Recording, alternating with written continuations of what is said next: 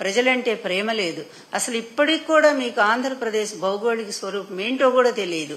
Administration లో మీరంత poor person, నిజం చెప్పాలంటే అసలు ఒక మామూలు పార్టీలో కార్యకర్తను మీరు సీఎం చేసినా కూడా అతను చక్కగా పరిపాలించుకోగలడు మీ పార్టీలో. కానీ మీరు మాత్రం ఇంతవరకు మీ పరిపాలన అనేది ఎక్కడా లేదు.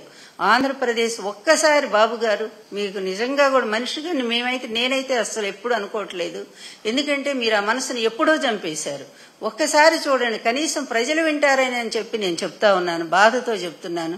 జగన్మోహన్ రెడ్డి గారి హయాంలో ఆంధ్రప్రదేశ్ అభివృద్ధి లేదని, 14 లక్షల కోట్ల అప్పులని ఇష్టం వచ్చినట్టు మాట్లాడి ఎన్ని అవ్వండాలి. మిమ్మల్ని బ్రతికిస్తుంది ఆ ఎల్లో మీడియానే కదండి. మీ వల్ల వాళ్ళు బతుకుతున్నారు, వాళ్ళ వల్ల మీరు బతుకుతున్నారు. ఈ ఎల్లో మీడియాను విచ్చలవిడిగా ప్రజల్లో పంపించి అమాయకులైన ప్రజలనేమో నమ్మేటట్టు చేసి మోసపోయేటట్టు చేస్తా ఉన్నారు. ఏమండి, ఇది చివరి దశ వచ్చింది ఆ ఎల్లో మీడియాకి. మీకు కూడా చెప్తా ఉన్నాను, ఎందుకంటే ఎన్నాళ్ళు అబద్దాల పరిపాలన చేస్తాయండి.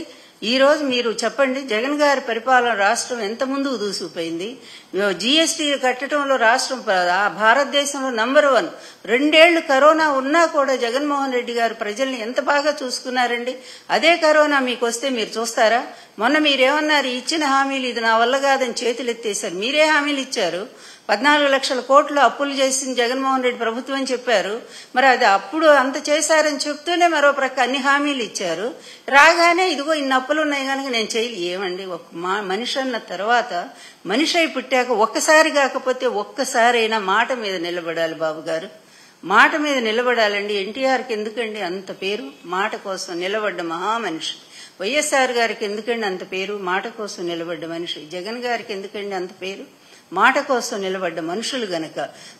ఇదే రాజకీయం కాదండి, చాలా పొరపాటు. చాలా మంది మిమ్మల్ని సమర్థిస్తారు, ఆయన గొప్ప రాజకీయవేత్త అండి. ఇది గొప్ప రాజకీయం అండి? ఇంత తుచ్చ రాజకీయం, పనికిమాలిన రాజకీయం అండి ఇది. అసలు ఇది బ్రోకరిజం చేసే రాజకీయం తప్ప ఇది ఒక రాజకీయం అండి? ప్రతి ఒక్కళ్ళ దగ్గర సాగిల పడేది రాజకీయం అవుతుందండి? ప్రతి ఒక్కరికి సలాం కొట్టేది రాజకీయం అవుతుందా? అధికారం రావడానికి ఎన్ని అడ్డదారులు ఉన్నాయో అన్ని అడ్డదారులు ఇష్టం వచ్చినట్టుగా ఆశ్రయించడం ఇది రాజకీయం అవుతుందా? విలువలు ఏమన్నా ఉన్నాయా? కనీసం చెప్పుకోవటానికి మీ తర్వాత వాళ్ళని, మీ కుటుంబంలో రేపు మీ మనవడైనా చెప్పుకుంటాడండి, మా తాత ఒక్క మంచి పని చేశాడని చెప్పమనండి రేపు. బాబు గారు, ఎప్పుడు కూడా జీవితం శాశ్వతం కాదండి. మనుషుల జీవితం చాలా అల్పమైనటువంటిది. అలాంటి ఈ అల్పమైన జీవితంలో కనీసం మనం మంచి పనులు చేయగలిగితేనే రేపు మనం పోయినాక మన ఇంటి వాళ్ళైనా, ప్రజలు అట్లా ఉంచండి, కనీసం మన ఇంటి వాళ్ళైనా మా తాతగారు గొప్పవారు, మా ముత్తాత గారు గొప్పవారు అని చెప్పుకోవటానికి ఎన్టీఆర్ గారిని ఎన్ని తరాలున్నా చెప్పుకుంటారండి. ఎందుకంటే ఆయన మంచి మనిషి. ఇచ్చిన మాట కోసం నిలబడి తన ప్రాణాలను పోగొట్టుకున్నారు తప్ప ఆయన ఒక్క అడుగు కూడా వెనక్కి అయిన మనిషి కనుకనే ఇప్పటికి యుగపురుషుడయ్యారండి. మీరండి అట్లాంటి యుగపురుషుడినే సాగనంపినటువంటి మీరు, ఒక నీచమైన రాజకీయానికి పాల్పడ్డటువంటి మీకు చరిత్ర ఏంటండి? అసలు ఉంటే పనికిమాలిన చరిత్ర ఉంటుంది, అంతకు మించి ఏం లేదు. పోనీ ఇప్పుడైనా కనువిప్పగలిగిందా అంటే లేదండి. ఒక్కసారి ఆడపిల్లల కన్నీళ్లు తుడవండి. అది చేతగాదులే, మీకెట్లాగూ చేతగాదు. ఎందుకంటే ఎంతసేపు ఉన్నా సరే మీ పార్టీలో లేకపోతే మీ కూటమి పార్టీలో ఉండే దొంగల్ని, దోపిడీగాళ్ళని, అదేవిధంగా రేపిస్టుల్ని, వీళ్ళందరినీ కూడా మీరు ఎంకరేజ్ చేసుకుంటూ ఇదే నిజమైనటువంటి నా పరిపాలన, ఇదే నా మార్పు రాజకీయం అనుకొని మీరు బతుకుతూ ఉన్నారు గనక దాని నుంచి ఒక్క అడుగు కూడా మీరు యువతలకి రాలేరు గనక ఈ ఆడపిల్లల కన్నీళ్లు మీకు కనిపించవండి. There is no civilization can survive itself in believes womens independent. ఎవరన్నారండి ఈ మాట? మీకు తెలియదు. గాంధీ గారు లేకపోతే రామ్ మనోహర్ లోహియా గారు అన్నారండి ఈ మాట. ఏ రాజ్యంలోనైనా స్త్రీలు ఏడుస్తూ ఉంటే, వాళ్ళకి సరైనటువంటి స్వేచ్ఛని ఇవ్వకపోతే, ఇండిపెండెంట్ అంటే స్వేచ్ఛ, వాళ్ళకి సరైనటువంటి ఆధారం కల్పించకపోతే ఆ రాష్ట్రం గాని ఆ పాలకులు గాని సర్వనాశనం అయిపోతారు. అక్కడ నాగరికత అనేది అభివృద్ధి చెందదు. నేను చెప్పిన మాట కాదండి. అందువల్ల ఇప్పటికైనా మీరు ఎందుకు ఇన్నిసార్లు చెప్పడం అంటే, నేనేం కుటుంబ పెద్దగా చెప్పట్లేదండి. ఇక్కడ కేవలం బాధితుల్లో ఒకరిగా నేను చెప్తున్నాను. బాధితుల కన్నీళ్లు చూస్తూ ఆవేదనతో మాట్లాడుతున్నాను, బాధతో మాట్లాడుతున్నానండి. ఎవరికైనా చెప్పండి, ఇది న్యాయమేనేమో. మీరు చేస్తుంది ఎంతసేపు ఉన్న ప్రతిపక్ష నేత జగన్ మీద అబద్దాల మీద అబద్దాలు, అబద్దాల మీద అబద్దాలు, మీ పచ్చ మీడియా మీ టైం అంతా కూడా వృధా చేస్తున్నారు కదండి. మీరిచ్చిన హామీలను పక్కదారి పట్టించడం కోసం, వాటిని ప్రజలు గుర్తు చేయకుండా ఉండటం కోసం ఏదో ఒక డైవర్షన్ పాలిటిక్స్, ఎప్పటికప్పుడు ఏదో ఒక క్రియేషన్, దాన్ని తీసుకురావటం, దీన్ని పక్కదారి పట్టించటం. ఏమండి ఇది ఎన్నాళ్ళు ఈ డైవర్షన్ పాలిటిక్స్ ప్రజలకు అర్థం కాలేదనుకున్నారా? మీకు నిజంగా ధైర్యం ఉంటే, మీ పాలన మీద మీకు నమ్మకం ఉంటే ఇప్పుడు రద్దు చేసి అసెంబ్లీ మీరు ఎలక్షన్స్ రండి చూద్దాము. కనీసం ఒక్క సీటు మీరు ఎవరినైనా చెయ్యండి చూద్దాం. ఇప్పుడేంటో మా పార్టీ ఏంటో మీరేంటో మనం కూడా చూద్దాం ఒకసారి. జగన్ గారి కెపాసిటీ ఏంటో, ప్రజల యొక్క అభిమానం ఏంటో ఒక్కసారి చూద్దురుగోని అలా ప్రజాభిమానాన్ని సంపాదించుకోవాలి. కానీ ఇదేంటండి 1,50,000 కోట్లు 8 నెలల్లో మీరు వచ్చిన తర్వాత సాధించిన సంపద ఏంటంటే ఈ రాష్ట్ర సంపదను అబ్బో చాలా గొప్పగా నేను పెంచుతాను, అందువలన అప్పులున్నా పర్వాలేదు, సంపద పెంచి ప్రజలకు నేను ఇచ్చిన హామీలు నెరవేరుస్తానన్నారు కదా. మీరు సాధించిన సంపద ఏంటంటే 1,50,000 కోట్లు. ఏమండి హామీలైతే ఈ 6 ఫార్ములా ఏదో ఒక్కటి కూడా అమలు కాలేదు. మరి ఈ డబ్బంతా ఎటుపోయిందండి బాబు గారు? మీ సొంత ఖజానాకు పోయిందా? లాస్ట్ టైం కూడా మేమన్నమాట కాదు కదా, బీజేపీ నాయకులే అన్నారు కదా, 1,20,000 కోట్ల రూపాయలు అసలు ఏమైందో అర్థం కావట్లేదు, లెక్కల్లోకి రాలేదని చెప్పి పార్లమెంట్లో దీని మీద చర్చ జరిగిందండి, మీ మీదే. మరి ఇదే ఇప్పుడు కూడా అంతే 1,50,000 కోట్లు మళ్ళీ ఎక్కడికి పంపించారండి? అది కూడా మరి మీరు చెప్పాలిగా. రాగానే శ్వేతపత్రాలన్నీ ఏదో తెల్ల కాగితాలు ఉన్నాయని చెప్పి దాని మీద సంతకం పెట్టి విడుదల చేశారు కదా. ఇప్పుడు ఈ 1,50,000 కోట్లు ఏం ఖర్చు పెట్టారో ఒక్కసారి విడుదల చేయండి చూద్దాము. పాపం చాలా నిజాయితీ పరులు కదా, మీకు మీరు అనుకుంటారు కదా.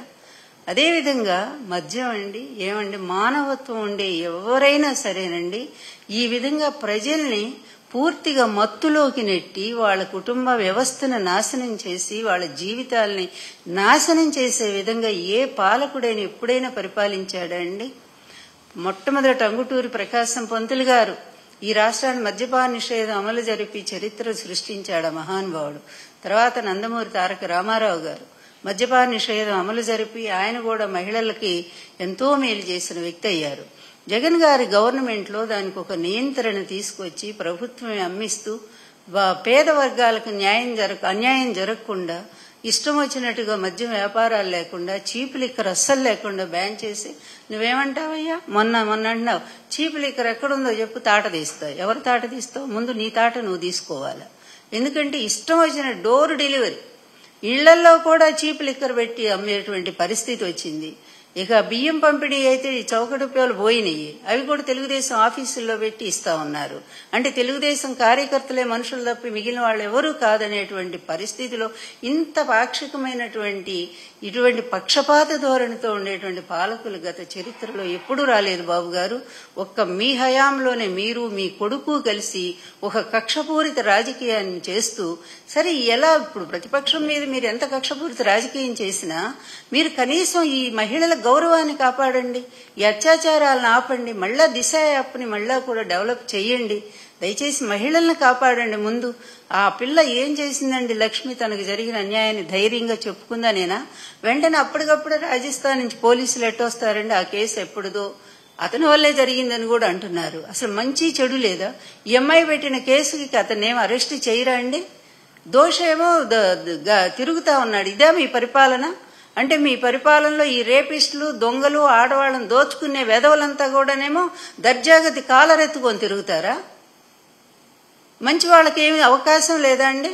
దానికోసం ఎంతమంది, చివరికి ఎవరు ఆమె బాంబే నుంచి వచ్చిన నటి జత్వాని, ఆమె కోసం ఎంత మంచి ఆఫీసర్స్ అందరిని పంపించారు.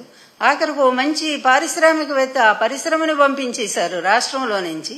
మరి ఆ లేడీ పట్ల ఉండేటువంటి పాపం మీకున్న సానుభూతి, గౌరవం ఈ అమ్మాయి లక్ష్మి పట్ల మీకు లేదా అండి? ఇక్కడికి వచ్చేసరికి ఒక న్యాయమా, అక్కడికి వచ్చేసరికి ఒక న్యాయమా?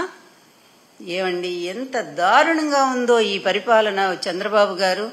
ఫైనల్ గా చెప్తున్నానండి, మీరు దయచేసి ఒక్కసారి ఆత్మవిమర్శ చేసుకోండి.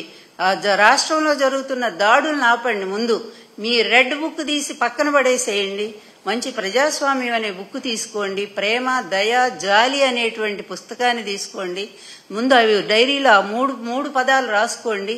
అక్కడి నుంచి ఈ పేద ప్రజలు ఎవరున్నారో, ఎలా అన్యాయం అయిపోతున్నారో, ఈ రైతు వర్గాలు, కార్మిక వర్గాలు, మహిళలు, ఈ రాష్ట్రంలో విద్యార్థులు, అదేవిధంగా జగన్మోహన్ రెడ్డి గారు అన్ని హాస్పిటల్స్ తెస్తే అన్ని ప్రైవేట్ అండి, ప్రైవేట్కి ఇస్తారా? ఏ పని చేశారండి? ఏ ఒక్క మంచి పని కూడా సాధించలేనటువంటి మీరు అసలు పరిపాలనలో ఉండే అర్హత మీకుందా? దయచేసి ఆలోచించండి. ఇదే లాస్ట్ ఏజ్, మీకు లాస్ట్ పవర్ ఇది. మీకు దయచేసి ఇప్పుడైనా సరే ఈ ఉన్న కాలమైనా మీరు మనసు మార్చుకొని మహిళలకు రాష్ట్రంలో జరుగుతున్న అన్యాయాల మీద స్పందించి వెంటనే దానికి ఒక కమిటీ వేస్తారో, లేకపోతే పోలీసుల్ని స్వేచ్ఛగా వదిలిపెట్టండి. పోలీసులను వదిలిపెట్టండి. మీరు మీ అధికారాలను పోలీసులు పూర్తిగా మరి ఎక్కడ అన్యాయం జరిగితే అక్కడ వాళ్ళని అరెస్ట్ చేయమని చెప్పి ఒక్క ఆర్డర్ ఇవ్వండి. అప్పుడన్నా కనీసం న్యాయం జరుగుతుంది. అది మేము చూడటం కల్లని నేను అనుకుంటున్నాను. అందువల్ల మీకు రాదు బుద్ధి, మీ కొడుక్కి రాదు. ఎప్పుడో మళ్ళా ప్రజలే వచ్చి బుద్ధి చెప్పేటువంటి రోజు వస్తుందండి. చాలా తొందరలోనే చూస్తాం ఆ రోజు కూడా. అందువల్ల చాలా దారుణాలు జరుగుతున్నాయి. చంద్రబాబు మీ పరిపాలనలో చాలా దారుణాలు జరుగుతున్నాయి. మాట నోటితో చెప్పరానంత దారుణాలు జరుగుతున్నాయి. వాళ్ళని మీరు వెనకేసుకొచ్చుకొని మీరు నిలబెడతా ఉన్నారు. ఇది కరెక్ట్ కాదండి. చూసే ప్రతి ఒక్కళ్ళు కూడా బాధపడుతున్నారు. మీ ముందు అనలేకపోవచ్చు, లేదో మీ పచ్చ మీడియా, మీ పచ్చగొట్టాలు మీది అద్భుతమైన పరిపాలనని పొగడొచ్చు. కానీ 99% ఈ రాష్ట్రంలో ప్రజలు మిమ్మల్ని భయంకరంగా తిడుతున్నారనేటువంటి విషయాన్ని మాత్రం మీరు గ్రహించుకోవాలి.